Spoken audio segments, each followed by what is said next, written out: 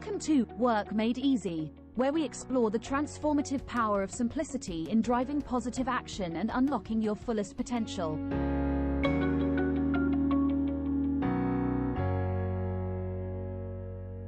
Hello, everyone, and welcome back to another episode of Work Made Easy, where we bring simplicity to the workplace by making different touch points in the workplace experience journey relatable and, of course, infusing ease of use into them. I'm your host, Parthajeet. Recently, during the launch of our book, Work Made Easy, Ravi Venkatesan, the ex-chairperson of Microsoft India, emphasized the growing importance of human skills in the age of AI. In fact, he warned that as AI becomes more prevalent in workplaces, knowledge workers must focus on honing their human skills to stay competitive. And it's not really about competing with AI, but about excelling in human skills compared to your colleagues.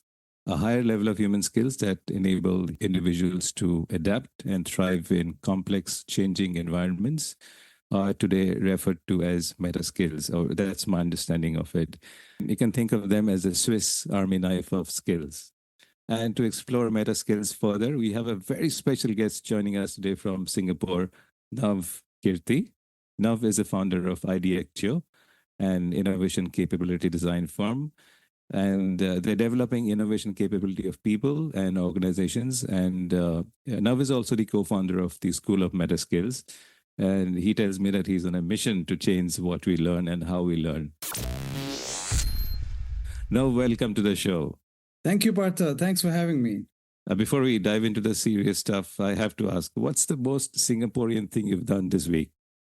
Most Singaporean. I think somehow I've started to like bubble tea. I don't know for what reason. And even when I visit India and Delhi, I try to find places where I can get bubble tea, which you get in somewhere in GK1 M Block Market. But I would also like to add a couple of more things which are very typical Singaporeans, like, for example, people go to hawker centers to have their breakfast in the morning. And if you are a person of Chinese descent or you like Chinese food, you have this bihun, like noodles in the morning. And if you like roti pranta, so you have this roti pranta with like fish curry.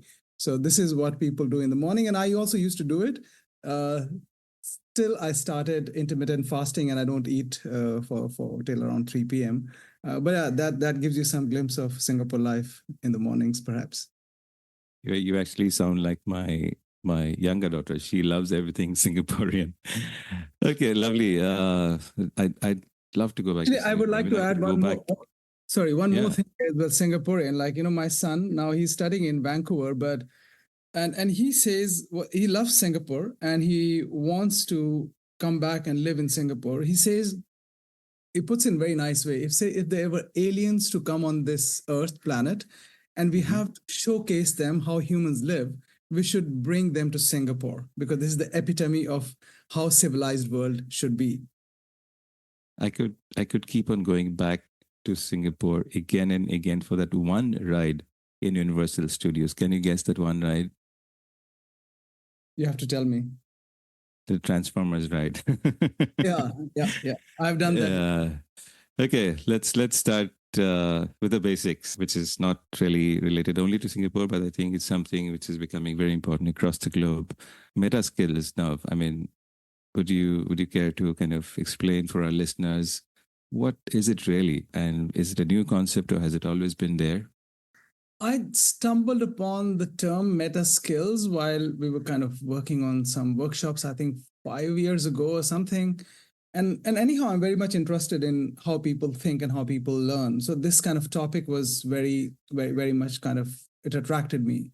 So, in simple words, let me start with the definition, and we can, of course, during the course of our talk, we can go in more detail.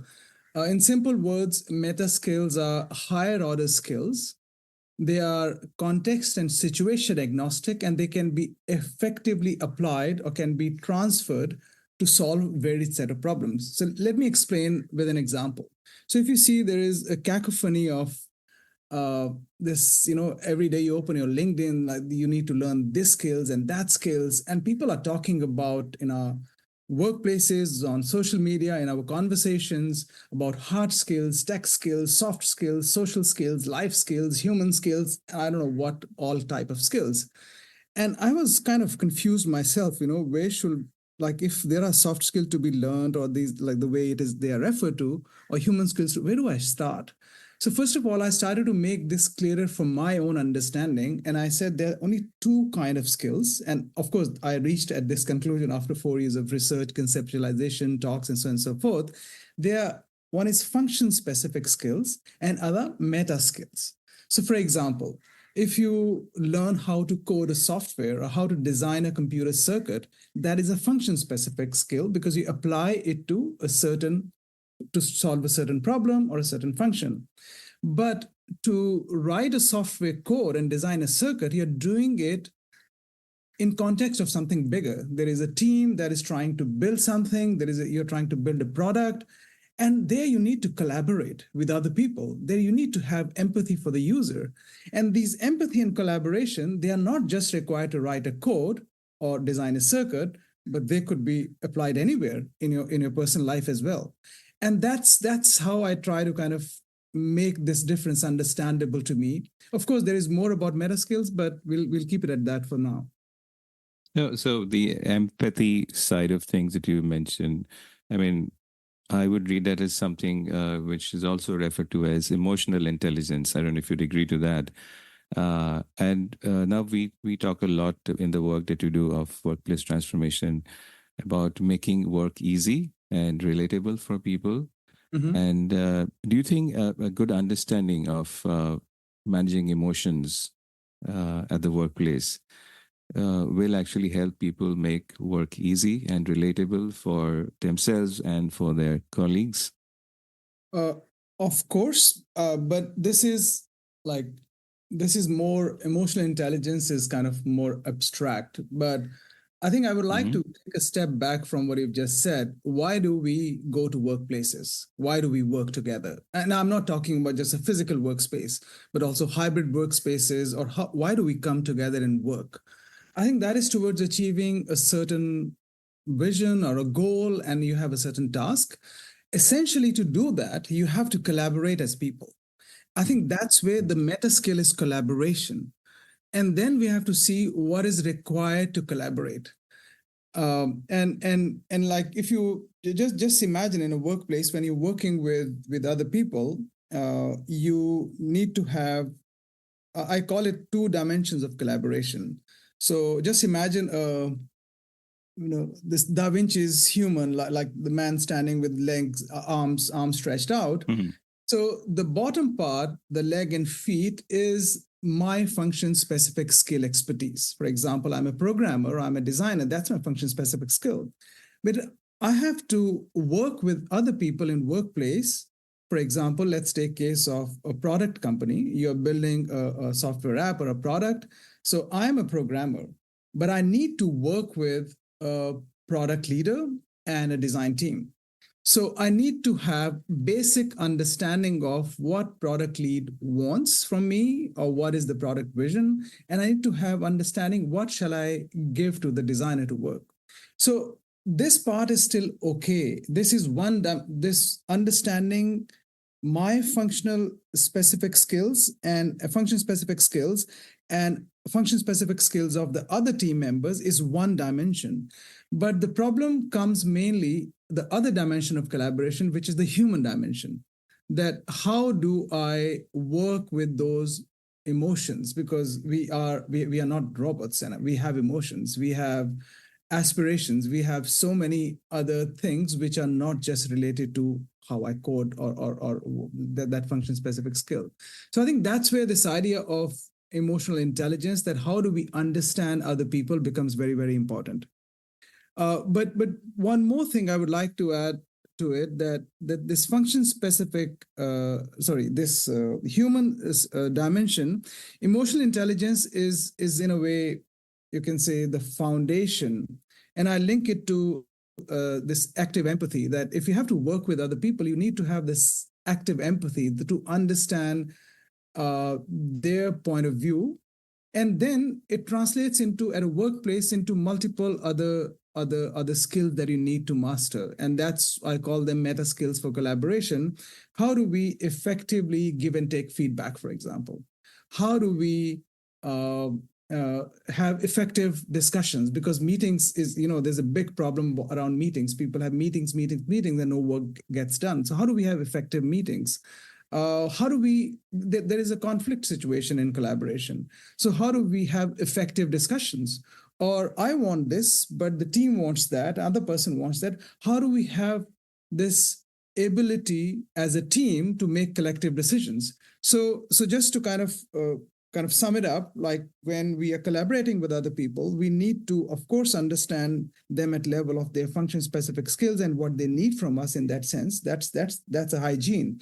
But from the point of human collaboration, we need to understand what do they need from us as well, and what are the situations that we interact with them while collaborating. And these are the 5 things that I said. You need to have active empathy, which is underpinned on emotional intelligence in some ways, and then having ability to have effective discussions, disagreeing gracefully, giving and taking feedback, and making collective decisions. These are the skills.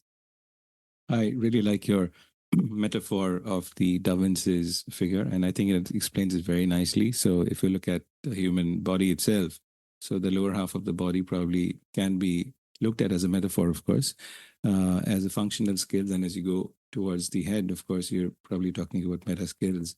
I understand the emotional part. I understand the empathy part enough. I'm just thinking, like, for example, now with a lot of AI coming in, a lot of the functional skills at the workplace is being taken over by AI. And of course, what really matter is your meta skills to help you not compete it with AI, but with your other colleagues in the office. You can't really, outrun AI, right? You just have to compete with your other colleagues. Now, does critical thinking, which kind of, I guess, is disappearing in many parts of our workplaces, does it play a role in the realm of meta skills? Is it straddled somewhere between functional skills and meta skills, or is it a meta skill? Critical thinking is a meta skill, but let me explain you the concept of meta skill a little bit more here before I kind of delve into critical thinking.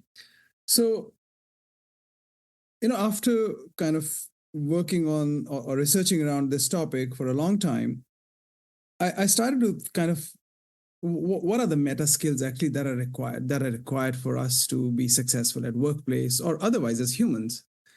And the answer was a bit like serendipitous. I was I had my ex-colleague, and her name is Roma. She used to come to me, "Hey boss, how many more interviews shall I do doing a consulting project?" And I used to tell her, "Take a call." And what I meant was that I have the same amount of information that she has. She was coming to me because I'm perhaps more experienced, but she could have made that decision. And then I started to think, is her skill as a user researcher more important to me, or her skill to take a judgment call more important to me? Because if she takes a judgment call, then I'm not needed, I'm redundant, she becomes the leader, and that is more powerful. And that led me to think, why she has to take this call? Because she's trying to solve a problem, solve a problem of doing a better research project and making client happy. And if she's able to make this call that how many more interviews to do, this is one instance. But once she learns to make such a call, she has solved a problem and she learns how to solve the problem. So you have to see this is a loop, like judgment. You have to see like 3 circles like feeding into each other. Judgment feeds into creative problem solving. Creative problem solving feeds into learning how to learn. And this is not something skill that is required in our day-to-day work now. But if you just imagine historically, just imagine when there was nothing on this planet, and there is a historic prehistory man or woman, and there is a snake or a lion about to pounce on them, and you run to save your life. So you took a judgment call to save your life by running. So saving your life was solving a problem by running. And then next time you knew that if I run, I save my life, and that's the loop. So you can apply that learning again and again. This is what we have done all through human civilization. as we have grown, like moving from like finding fire or inventing engines and so on and so forth. Yeah. If I take that in the context of modern workplaces, organizations now, because that's the realm that we work under. So what you're saying about that example with Roma is it's the name, right? You mentioned, yeah, the ability for her to actually decide how many interviews. So if everyone adopts this kind of an approach or this kind of a mindset within organizations, I'm getting the impression that meta skills can actually help an organization and individuals within the organizations becoming more flexible, resilient, and of course, innovative. Would you agree to that? In theory, yes. But it takes time to master all these. I'm sure. So, of course, one of the things is that you and others in the industry, which I guess is a very small number of people who can actually train people on meta skills. So there are people like you who can train people to develop these skills. But there's an element of self-management as well, which people have to, I guess, pick up. Collaboration and self-management are, I guess, both very vital. And how do you say that these skills play a role in making things easier at work? I keep on coming back to that word, easier. Now you probably understand the context that we do a lot of work around that, and you understand that when I say easy, essentially I'm referring to the fact that work has to be relatable, and there has to be ease of use. When I say ease of use, it means that you don't take too much of physical effort, it's not very expensive, or you don't spend too much time on completing a task. So when you talk about collaboration and let's say self-management in terms of learning or picking up meta skills, how do these skills actually play a role, you think, within the larger context of a workplace?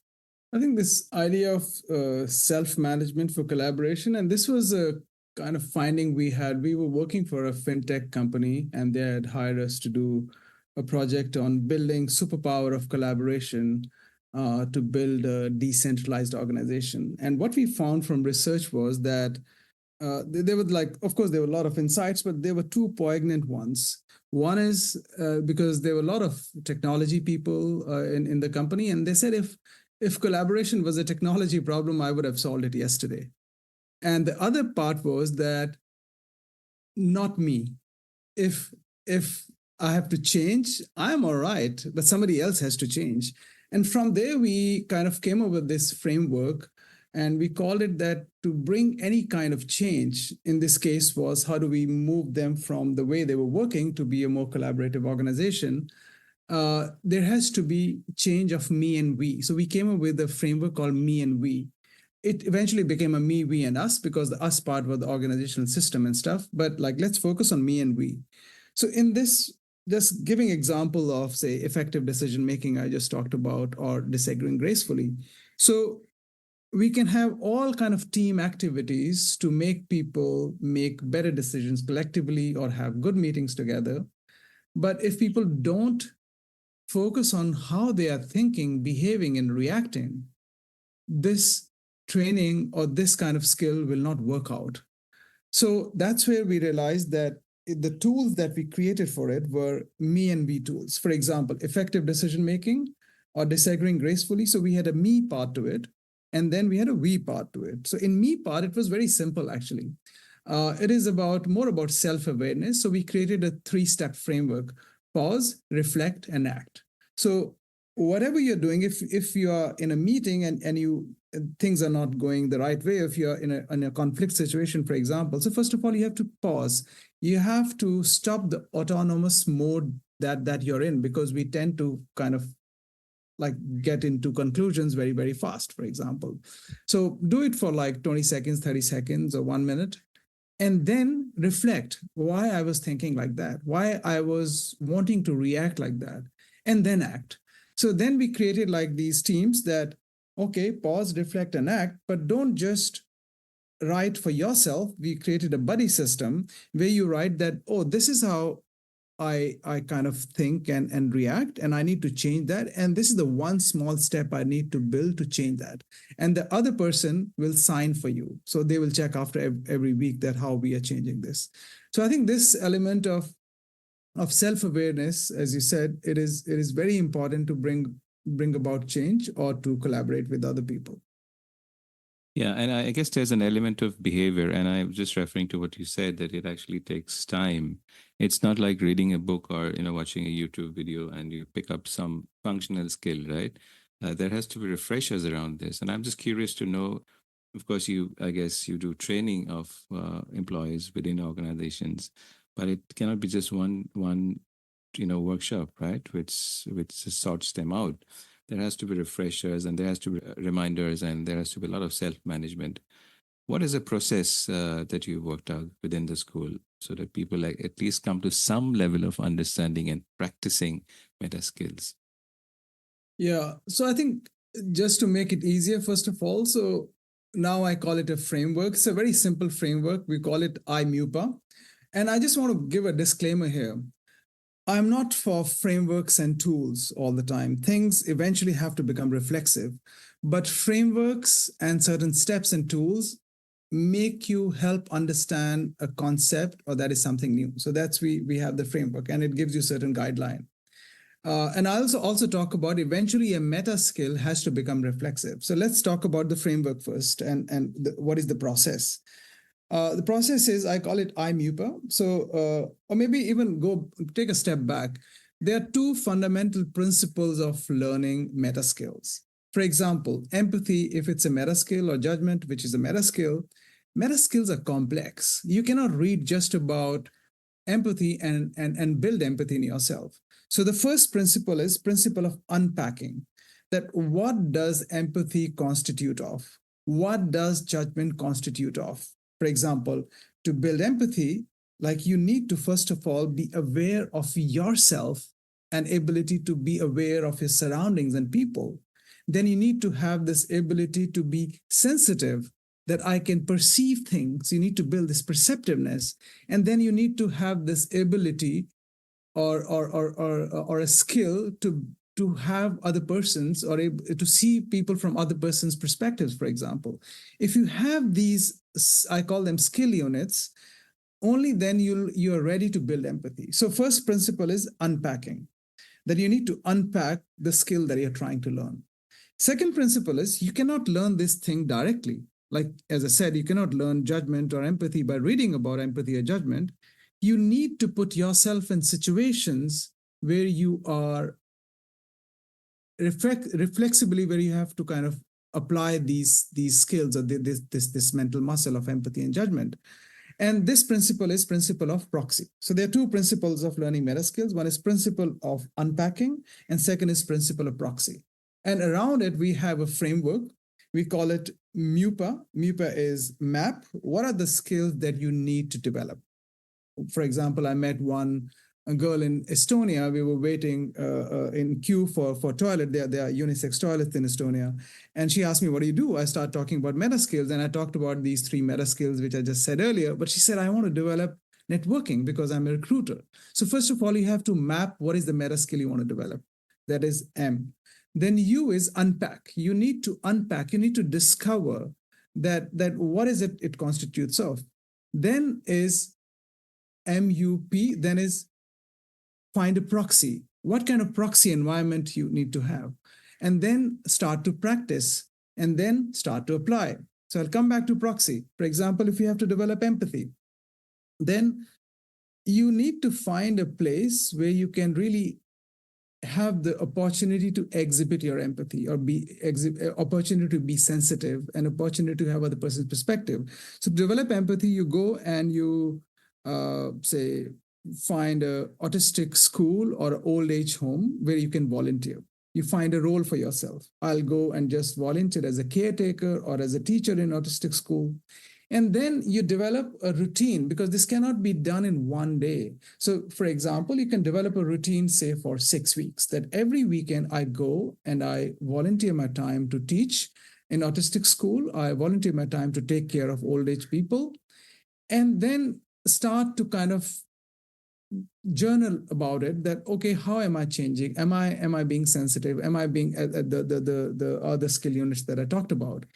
And then you have to come back and see, where can I apply this new mental muscle that I'm developing of empathy in my work, in my life? So for example, you come back and see how can I do meetings in which I generally used to get irritated by other people's like whatever. So you come and then you kind of start to think that, okay, to do better meetings, I create this thing for me that if there is a point of disagreement in a meeting or someone has been irritating me, I will pause and reflect on how I can be sensitive to the condition or point of view or perspective of other person, and then observe how it's changing the meeting dynamics. So I think this is the step in a way. And again, one more thing, Yeah. you don't develop empathy just like in one time. So you maybe there is also degree. For example, after 1 week, you'll be able to see things from others' perspective a little bit more than last time. So you have to continue to do that so that this mental muscle of empathy kind of reaches a point where you're really, really effective in empathizing with other people. Yeah, like the girl in Estonia that you met who wanted to develop networking skills. Somebody may want to develop something else. And I guess that's why you're saying it's kind of like a framework. It cannot be prescriptive because a prescription is always the opposite of what empathy, the core of what you're saying, which is about empathy. Empathy is about understanding different people, about their needs and aspirations and all of that. I like that. As you were saying, I was just thinking that in terms of AI coming in, there's a lot of talk about AI. I've been having a lot of these discussions that, oh, will AI lead to job losses and all that kind of a narrative. And I'm beginning to feel that for people to kind of survive this onslaught of AI into certain segments of the working population where jobs, at least the functional ones, will be taken over by AI. I guess meta skills is something which becomes very relevant and very important for people and organizations to pick up when you say that, to actually kind of stay relevant at your workplace. Absolutely. And I think I'm not the first person to say that. A lot of people are talking about it as with the advent of AI, like we need to, of course, like master how to work with it. But my take on this is that, like the way the world is changing, it is unfolding at a very fast pace. Earlier, we had and the technology is kind of changing as well. So there are two things. One is that it changes is fast. This is nothing new, I'm saying, and technology is growing at a rate which is kind of faster than we can adapt to that technology. For example, when we started to work with stone tools or created fire, we had generations to learn that as humans. So we have not evolved as much from thousands of years ago to now. As humans, we are still the same in terms of the way we were, in terms of physiology and the brain power we had. But the technology has changed. And another thing I say, like so far till very recently, technology has been used to augment our muscle power. But it's first time, and that came into our kind of consciousness with ChatGPT and OpenAI, first time it is the mind power that technology is augmenting for us. And at some point in time, as is predicted, like it will be more intelligent than humans. So in this case, where we cannot control the future, we cannot control technology. So what is in our control? So in our control is being human. And that's where this whole thing started, that then what does it mean to be human? I gave you earlier Roma's example that I found these judgment, creative problem solving, and learning to learn as three skills which are very much required in our day-to-day work now. And these were the skills I talked about, this prehistoric case where a lion was about to pounce and you learn to save your life by running away. So these skills were important then. These skills have made us successful now. And my argument is perhaps these are the skills, which I call them these three skills or meta skills of judgment, creative problem solving, and learning how to learn, will be the skills of the future we'll need to make us successful as well. So with AI, for example, it is good, people say, in being more creative, but it is up to us. How do we use that, what has been kind of generated by AI? And that's where the meta skill of judgment, to take a call, what to use, what not to use, the idea of ethics, how do we involve ethics in making those judgment calls, and how do we feed that in AI? Because AI at the moment is reflection of who we are as humans, or howsoever intelligent we are. That's what is being kind of in a way mirrored in AI. So how do we build these? So one is that, number one, how we are building AI.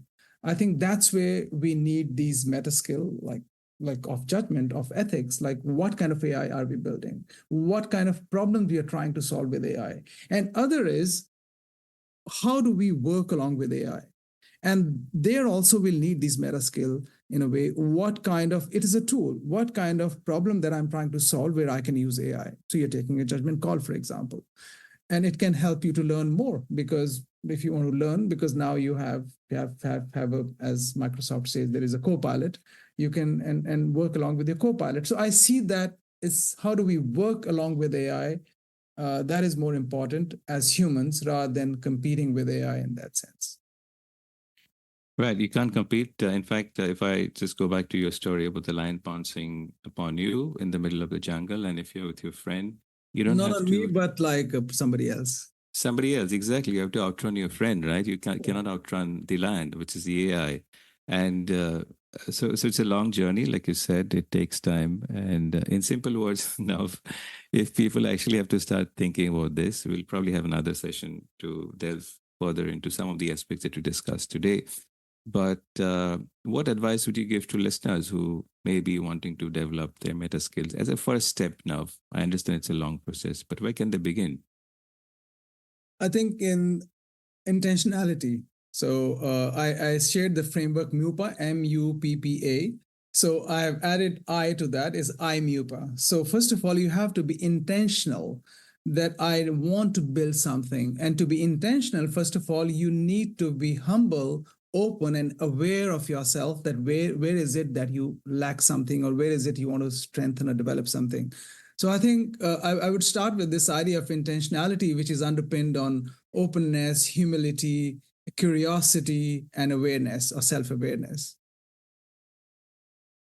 Lovely. Thank you so much, Nav. I think it's been an absolute pleasure having you in the show today. Thanks, Partham. Very enlightening discussion personally as well. And to our listeners, remember that making things easy in the workplace starts with developing the right skills. Meta skills can help you navigate and thrive in any environment, I think. And until next time, keep it simple, keep it easy. This is Parthajeet signing off. Now, once again, big thanks to you. Work made easy.